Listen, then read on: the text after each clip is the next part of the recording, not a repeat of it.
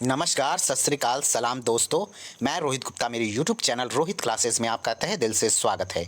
दोस्तों, हम यहाँ प्राचीन भारत का इतिहास तथा संस्कृति केसी श्रीवास्तव की बुक को पढ़ रहे थे, जिसमें दोस्तों हमारा चैप्टर नंबर 18 यानी अध्याय नंबर 18 मौर्य युगीन संस्कृति चल रहा था, जिसका आज हम लोग टॉपिक नंबर 2 लोकोपकारिता के कार्य पढ़ने जा रहे हैं। तो वीडियो को स्टार्ट करने से पहले आप सभी लोगों से अनुरोध है कि जो लोग भी मेरे इस वीडियो को देख रहे हैं दोस्तों, वो जल्दी से वीडियो को लाइक कर दीजिए। चैनल को अब तक जिन्होंने सब्सक्राइब नहीं किया है दोस्तों, वो प्लीज़ चैनल को सब्सक्राइब करके बेल आइकन प्रेस कर दीजिए, ताकि आने वाले वीडियोज़ आपको सही टाइम पर मिल सके। और वीडियो को ज़्यादा से ज़्यादा लोगों में दोस्तों शेयर करिए, ताकि ये वीडियो जो है वो और भी लोगों तक पहुँच सके।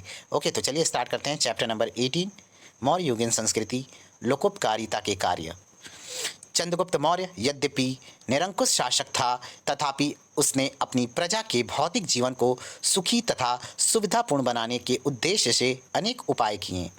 यातायात की सुविधा के लिए विशाल राजमार्गों का निर्माण किया गया। पश्चिमी भारत में सिंचाई की सुविधा के लिए चंद्रगुप्त के सौराष्ट्र प्रांत के राज्यपाल पुष्यगुप्त वैश्य ने सुदर्शन नामक इतिहास प्रसिद्ध झील का निर्माण करवाया था। यह गिरनार यानी जूनागढ़ के समीप रैवतक तथा उर्जियत पर्वतों के जल स्रोतों के ऊपर कृत्रिम बांध बनाकर निर्मित की गई थी। कौटिल्य सिंचाई के लिए बांध बनाने की आवश्यकता पर बल देता है। लगता है इसी से प्रेरित होकर इस झील का निर्माण हुआ। इससे नहरें निकालकर सिंचाई की जाती थी। अशोक के समय में उसके राज्यपाल तुषास्प ने झील से पानी के निकास के लिए मार्ग बनवाए थे। इससे इसकी उपयोगिता बढ़ गई। इस झील को हम मौर्यकालीन अभियंत्रण कला का उत्कृष्ट नमूना कह सकते हैं। इसके अतिरिक्त नागरिकों के स्वास्थ्य एवं शिक्षा के लिए अनेक प्रकार के औषधालयों तथा यानी हॉस्पिटल्स, ठीक है, जहाँ पे इलाज वगैरह होता था, औषधि वगैरह प्रोवाइड किया जाता था, उसका वाला औषधालयों तथा विद्यालयों की स्थापना भी राज्य की ओर से करवाई गई थी। उपर्युक्त विवरण से स्पष्ट है कि चंद्रगुप्त मौर्य का शासन व्यवस्था लोकोपकारी थी। सरकार के विषय में उसकी धारणा प्रत्यपरक थी, पैटर्नल थी।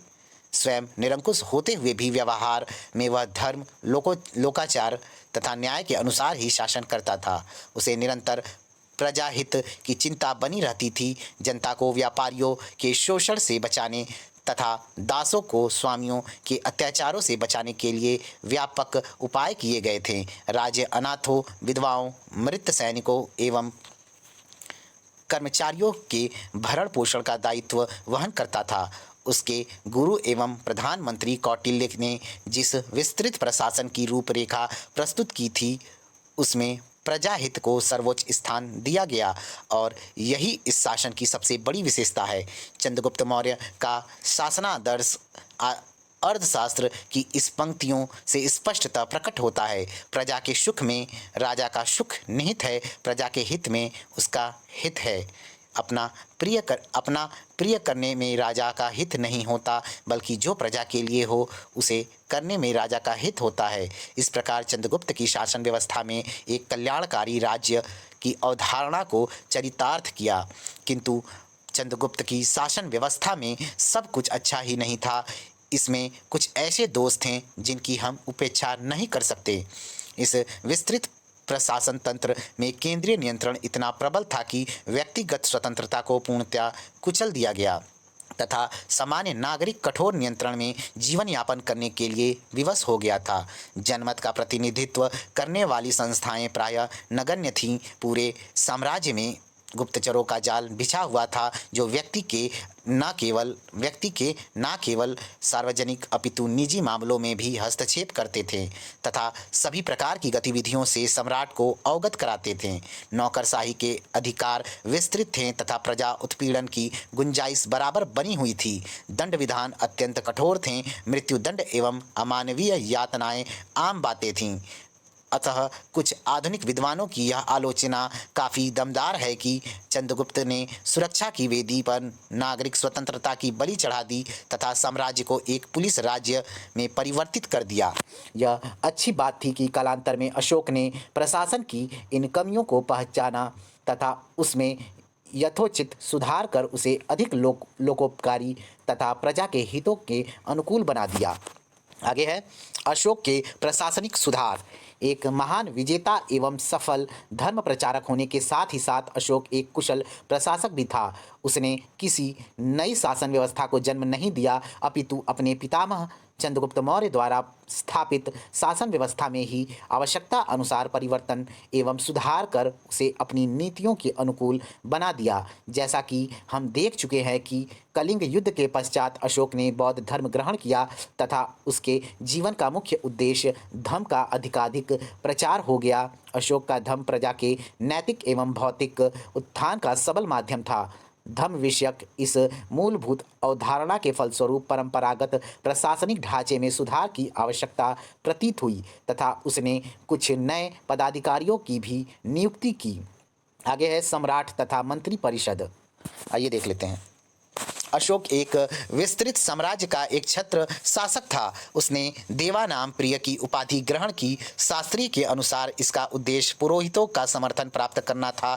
इसके विपरीत रोमिला थापर का विचार है कि इस उपाधि का लक्ष्य राजा की दैवी शक्ति को अभिव्यक्त करना तथा अपने को पुरोहितों की मध्यस्थता से दूर करना था। उल्लेखनीय है कि अशोक के लेखों में पुरोहित का उल्लेख नहीं मिलता। चंद्रगुप्त के समय में यह एक महत्वपूर्ण पद था। इससे भी सूचित होता है कि पुरोहित का राजनैतिक मामलों में हस्तक्षेप समाप्त हो चुका था। सिद्धांत निरंकुश एवं सर्वशक्ति संपन्न होते हुए भी अशोक एक प्रजा वत्सल सम्राट था। वह अपनी प्रजा को पुत्रवत मानता था और इस प्रकार राजत्व के संबंध में उसकी धारणा पितृपरक थी। वह प्रजाहित को सर्वाधिक महत्व देता था। अपने छठे शिलालेख में अशोक अपनी इस भावना को व्यक्त करते हुए कहता है, सर्वलोक हित मेरा कर्तव्य है। ऐसा मेरा मत है। सर्वलोक हित से बढ़कर दूसरा काम नहीं है। मैं जो कुछ भी पराक्रम करता हूँ वह इसलिए कि भूतों के ऋण से मुक्त हो जाऊँ, मैं उनको इस लोक में सुखी बनाऊं और वे दूसरे लोक में स्वर्ग प्राप्त कर सकें। इन पंक्तियों से स्पष्ट है कि राजत्व विषयक उसके आदर्श कितने उदात्त थे। उल्लेखनीय है कि यहाँ अशोक राजा के प्रति प्रजा ऋण की बात करता है जो केवल प्रजा की भलाई करके ही चुकाया जा सकता है। यह कल्पना सर्वथा नवीन एवं मौलिक थी। अशोक के अभिलेख में परिषा शब्द का भी उल्लेख हुआ है। वह अर्थशास्त्र की मंत्री परिषद थी। बौद्ध साहित्य से पता चलता है कि अशोक का प्रधानमंत्री अग्रामात्य राधमुगुप्त था। ऊंचे कर्मचारियों के कार्यों का निरीक्षण करने तथा उन्हें निर्देश देने का अधिकार भी परिषद को था। तीसरे तथा छठे शिलालेखों से मंत्री परिषद के कार्य पर प्रकाश पड़ता है। तीसरे लेख से पता चलता है कि परिषद के आदेश विधिवत लिखे जाते थे जिन्हें स्थानीय अधिकारी जनता तक पहुंचाते थे। छठे शिलालेख से पता चलता है कि सम्राट के मौलिक आदेशों तथा विभागीय अध्यक्षों द्वारा आवश्यक विषयों पर लिए गए निर्णयों के ऊपर मंत्री परिषद विचार करती थी। उसे इनमें संशोधन करने अथवा बदल देने तक के लिए सम्राट के सिफारिश करने का अधिकार था। अशोक कहता है कि यदि इस प्रकार की स्थिति उत्पन्न हो अथवा किसी विषय पर मंत्री परिषद में मतभेद हो तो इसकी सूचना उसे तुरंत भेजी जाए। राजकीय आदेशों को पुनर्विचार अथवा परिवर्तन के लिए सम्राट के पास भेजना यह सिद्ध करता है कि मंत्री परिषद मात्र सलाहकारी संस्था ही नहीं थी, अपितु उसे वास्तविक एवं विस्तृत अधिकार प्राप्त थे। दिव्यावदान से भी पता चलता है कि मंत्री परिषद के विरोध के कारण अशोक को बौद्ध संघ के प्रति किया जाने वाला अपव्यय रोकना पड़ता था। इस प्रकार परिषा की स्थिति आधुनिक सचिवालय जैसी थी जो सम्राट तथा महामात्रों के बीच प्रशासनिक निकाय का कार्य करती थी। आगे दोस्तों, प्रांतीय शासन। प्रशासन की सुविधा के लिए अशोक का विशाल साम्राज्य अनेक प्रांतों में विभाजित था। उसके अभिलेख में 5 प्रांतों के नाम मिलते हैं। पहला उत्तरापथ जिसकी राजधानी तक्षशिला थी। दूसरा अवंतीरठ यानी उज्जैनी जिसकी राजधानी थी। तीसरा है दोस्तों कलिंग जो कि तोसली कलिंग था दोस्तों, तोसली उसकी राजधानी थी। आगे चौथा नंबर है दक्षिणापथ, जिसका राजधानी स्वर्णगिरी थी। और पांचवा दोस्तों प्राच्य अथवा पूर्वी प्रदेश, जिसकी राजधानी पाटलिपुत्र थी। इनके अतिरिक्त और भी प्रांत रहे होंगे। राजनीतिक महत्व के प्रांतों में राजकुल से संबंधित व्यक्तियों को ही राज्यपाल नियुक्त किया जाता था। उन्हें कुमार तथा आर्यपुत्र कहा जाता था।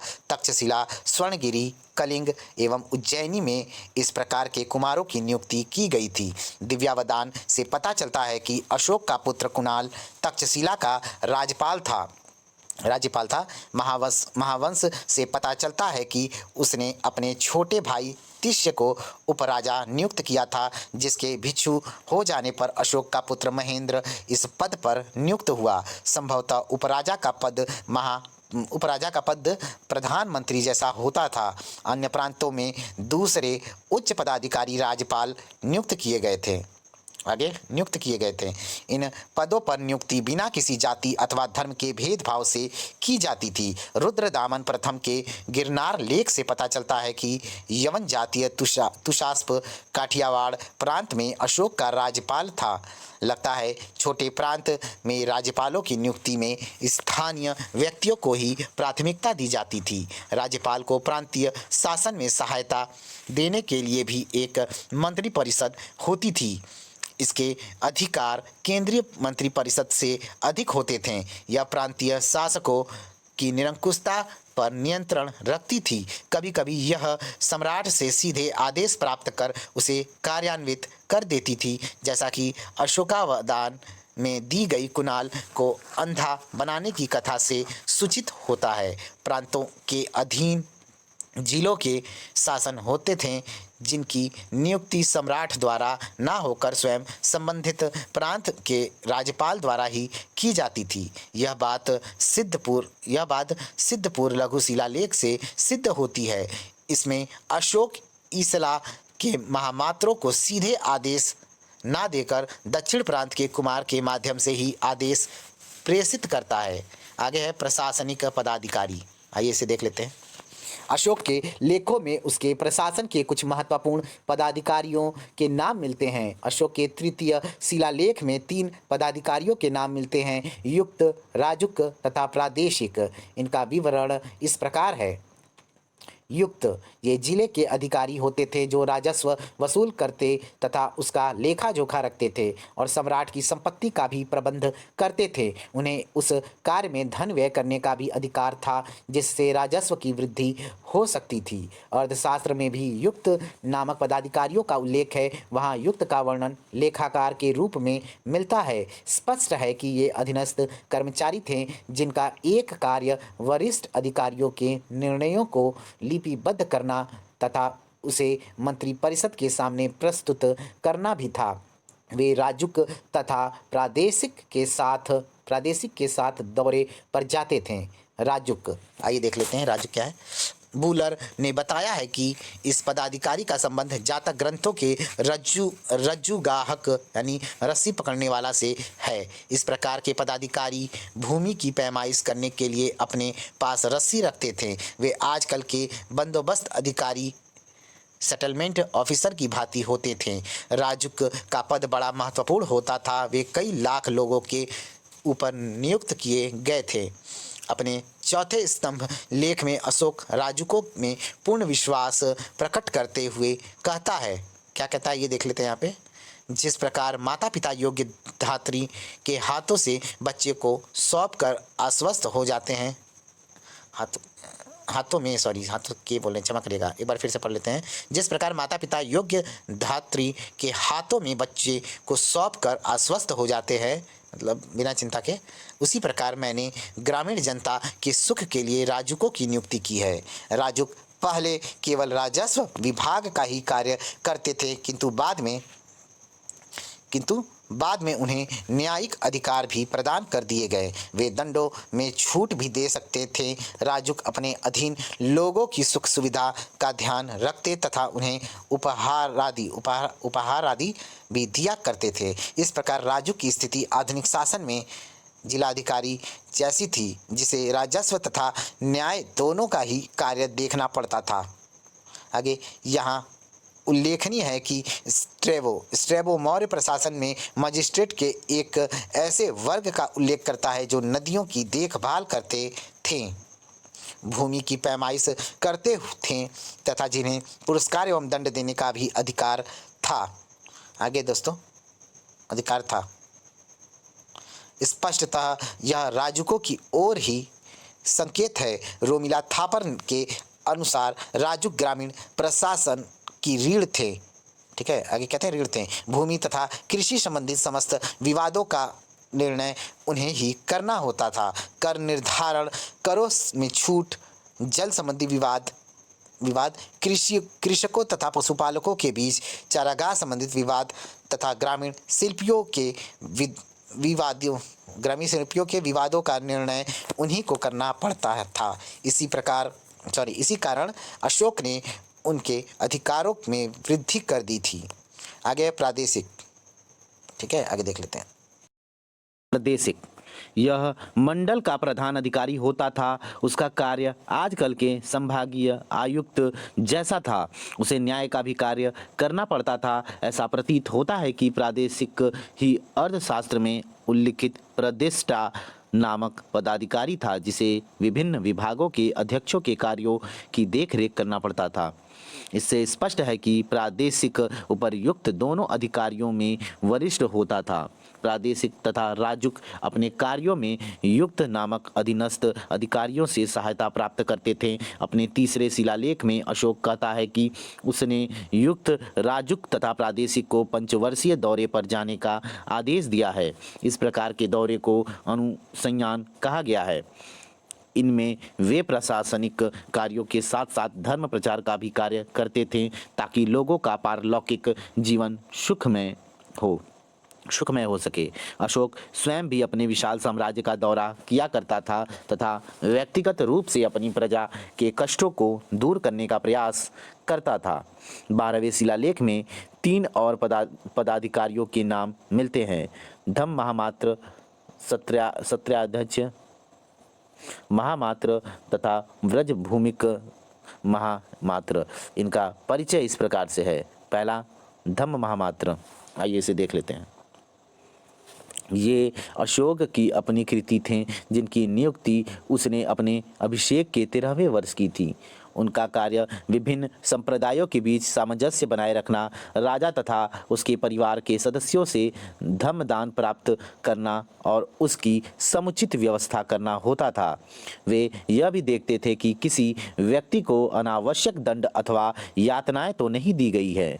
आगे है सत्र्याध्यक्ष। ठीक है, यह महिलाओं के नैतिक आचरण की देखरेख करने वाला अधिकारी होता था। लगता है कि उसका एक कार्य सम्राट के अंतरपुर तथा महिलाओं के बीच धर्म प्रचार करना भी था। ब्रज भूमिक, यह गोचर भूमि यानी ब्रज में बसने वाले गोपों की देखरेख करने वाला अधिकारी था।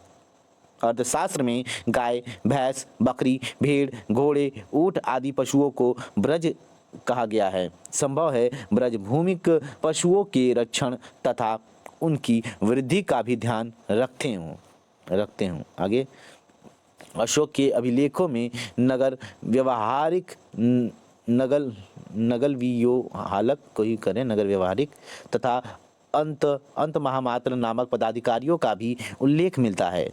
नगर व्यवहारिक नगर का न्यायाधीश होता था। भंडारकर का विचार है कि अर्थशास्त्र में इसी अधिकारी का उल्लेख पौर व्यवहारक नामक से किया गया है। आगे, अशोक के लेखों में उसे महामात्र कहा गया है। लगता है कि उसका पद कुमार के समकक्ष हुआ करता था। रोमिला थापर का विचार है कि नगर व्यवहारिक न्यायिक अधिकारी थे जो नागरक के अधीन कार्य करते थे। विशेष परिस्थितियों में नागरक उनके कार्यों में हस्तक्षेप कर सकता था। अंत महामात्र वे पदाधिकारी थे जो सीमावर्ती प्रदेशों में धर्म प्रचारार्थ जाया करते थे।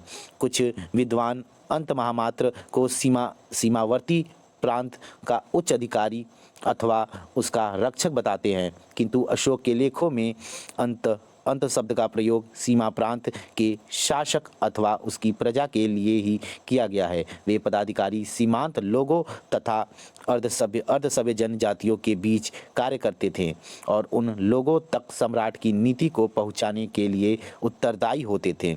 ऐसा प्रतीत होता है कि महामात्र तथा पुरुष एक व्यापक संज्ञा थी जिससे सभी उच्च पदाधिकारियों का बोध होता था।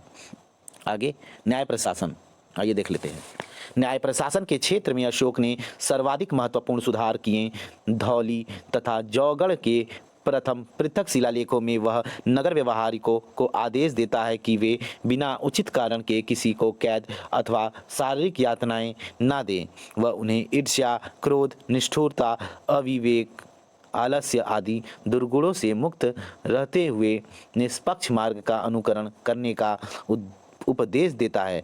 वह उन्हें याद दिलाता है कि अपने कर्तव्य का निष्ठापूर्वक पालन करने से वे स्वर्ग प्राप्त करेंगे तथा राजा के ऋण से भी मुक्त हो जाएंगे।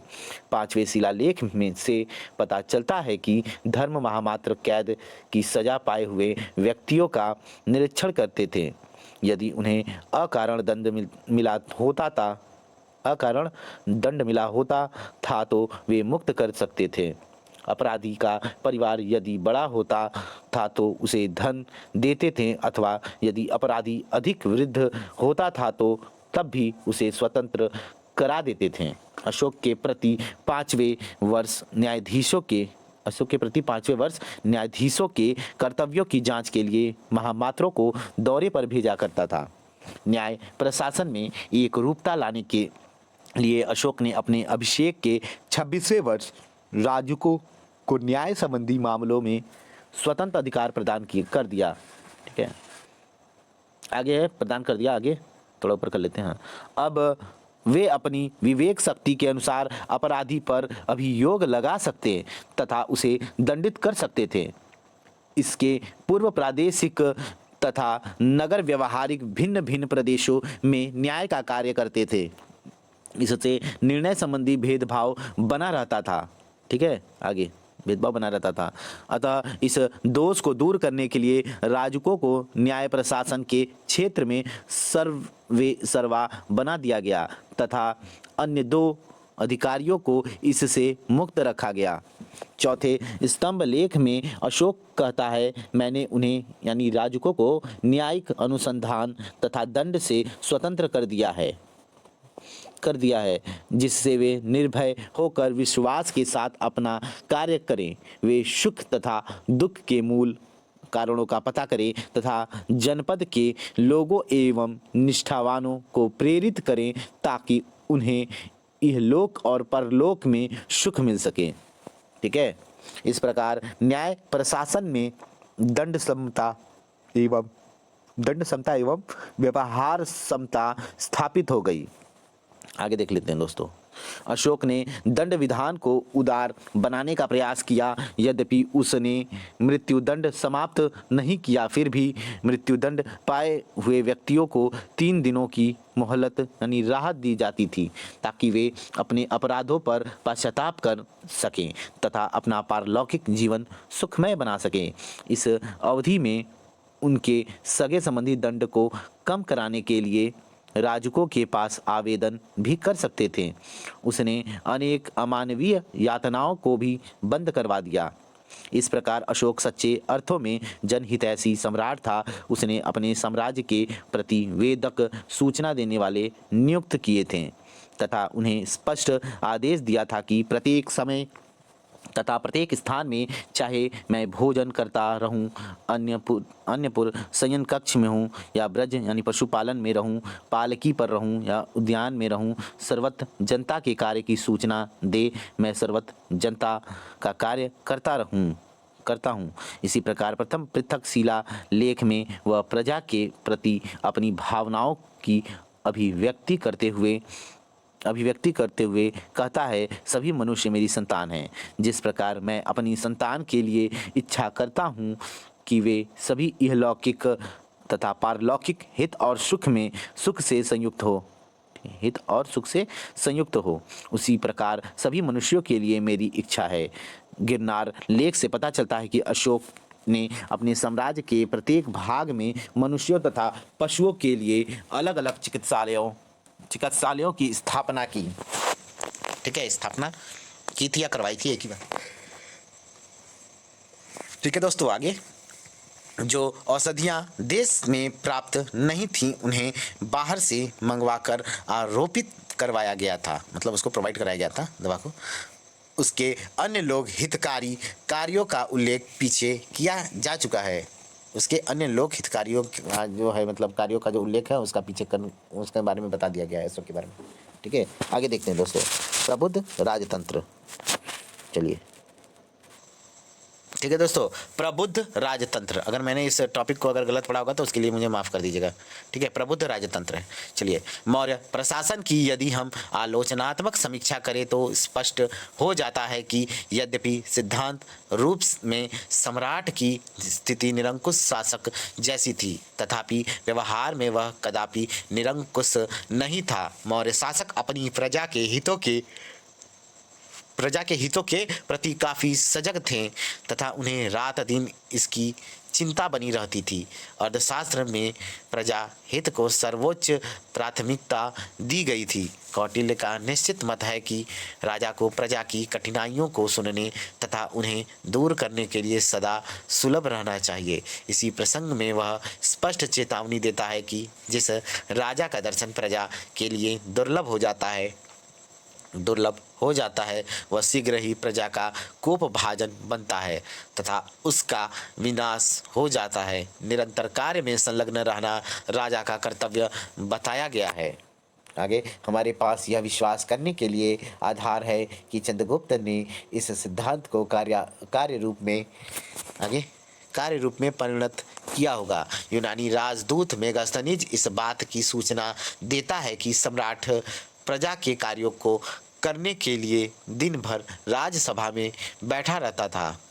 ठीक है, आगे यहाँ तक कि शरीर मालिश कराते समय भी वह प्रजा की शिकायतों को सुनता था। आगे दोस्तों सुनता था। आगे है, जब हम अशोक के प्रशासन पर दृष्टिपात करते हैं तो स्पष्ट होता है कि उसे भी प्रजा हित की चिंता बराबर सताती रहती है। सर्वोच्च शक्ति एवं वैभव को प्राप्त कर लेने के बावजूद वह अपने को प्रजा का सेवक ही समझता रहा। आगे उसने यह भली भांति समझ लिया कि सर्वलोक हित से बढ़कर दूसरा कोई कार्य नहीं होता है, और यह जान लेने के बाद उसने अपने सभी स्रोतों को अपनी प्रजा के हित साधन में लगा दिए। आगे राजस्व संबंधी उसकी अवधारणा पितृपरक थी। कौटिल्य के अर्थशास्त्र में भी इस अवधारणा का उल्लेख मिलता है। इस संबंध में भंडारकर महोदय का विचार है कि यह मौर्य काल के राजकीय निरंकुशवाद की ओर स्पष्ट संकेत करता है। स्पष्ट संकेत करता है। आगे जैसे बच्चे एकमात्र अपने माता पिता के अधीन होते हैं तथा वे उनके साथ यथेच्छित व्यवहार कर सकते हैं, उसी प्रकार प्रजा राजा की कृपा पर निर्भर थी और राजा की स्थिति पूर्ण निरंकुश से बेहतर नहीं थी। एक सेकंड दोस्तों, नहीं थी। आगे दोस्तों, यद्यपि यह सही है कि पितृपरक अवधारणा की आड़ में किसी भी शासक का निरंकुश आचरण संभव है तथा प्राचीन युग में कुछ कुलपति निरंकुश रहे हैं, किंतु अशोक जैसे सदाशय सम्राट के विषय में यह नहीं कहा जा सकता। उसके हृदय में प्रजा के हित और सुख की सच्ची चाह तथा चिंता थी। वह अपनी प्रजा का न केवल भौतिक अपितु नैतिक उत्थान करना चाहता था, और उसने किया भी। प्रजा की कठिनाइयों का निवारण करने के उद्देश्य से ही उसने अपने प्रमुख पदाधिकारियों को विशाल साम्राज्य में दौरे पर भेजा। आगे दौरे पर भेजा तथा वह स्वयं भी दौरे पर निकलता था। प्रजाहित के प्रति जागरूकता का इससे बड़ा प्रमाण और कुछ नहीं है। ठीक है, और कुछ नहीं हो और क्या न हो, क्या हो सकता है। ठीक है, क्षमा करिएगा, थोड़ा सा रंग पड़ दिया, हालांकि झपकी आ रही है, फिर भी कोशिश कर रहे हैं कि कंप्लीट करा दें। 2-4 दिन से ऐसे भी छूट चुका है, क्षमा करिएगा। इससे बड़ा प्रमाण और क्या हो सकता है। ठीक है, आगे ये लाइन था, आगे हो सकता है कि अशोक ने अपने प्रतिवेदकों को स्पष्ट आदेश दिया कि वह प्रत्येक समय तथा स्थान में उसे प्रजा को कष्टों की सूचना दे, क्योंकि वह सभी जगह तथा समय में प्रजा का ही कार्य करता था। आगे है इस प्रकार स्पष्ट है कि मौर्य सम्राट जनहित के प्रति अत्यंत प्रबुद्ध थे। कम से कम 2 महान शासकों चंद्रगुप्त मौर्य तथा अशोक के विषय में यह कहा जा सकता है कि उनकी दृष्टि में प्रजाहित व्यक्तिगत हित से बढ़कर था। आगे है यही कारण है कि इतने विशाल साम्राज्य में ये सम्राट जीवन प्रयत्न शांति और सुव्यवस्था बनाए रखने में सफल हुआ। ठीक है, बनाए रखने में सफल हुआ तथा अपनी प्रजा के प्रिय पात्र बने रहे। मौर्य प्रशासन की सफलता का यही सबसे बड़ा रहस्य है। ठीक है दोस्तों, तो चलिए ये वीडियो टॉपिक नंबर 2 जो है हमारा कंप्लीट होता है चैप्टर नंबर 18 में। ठीक है, तो चलिए मिलते हैं हम लोग नेक्स्ट वीडियो में दोस्तों हम लोग सामाजिक जीवन से पढ़ेंगे। ठीक है, सामाजिक दशा जो है उसके बारे में बात हो रही है। तो चलिए, थैंक यू फॉर वॉचिंग, मिलते हैं नेक्स्ट वीडियो में। प्लीज़ वीडियो को लाइक करिए, चैनल को सब्सक्राइब करके बेल आइकन प्रेस कर दीजिए ताकि आने वाले वीडियोस आपको सही टाइम पर मिल सके, और वीडियो को ज़्यादा से ज़्यादा लोगों में दोस्तों शेयर करिए ताकि ये वीडियो दोस्तों और भी लोगों तक पहुँच सके। Okay, thank you so much, bye bye, good night, ticket, शुभ रात्रि।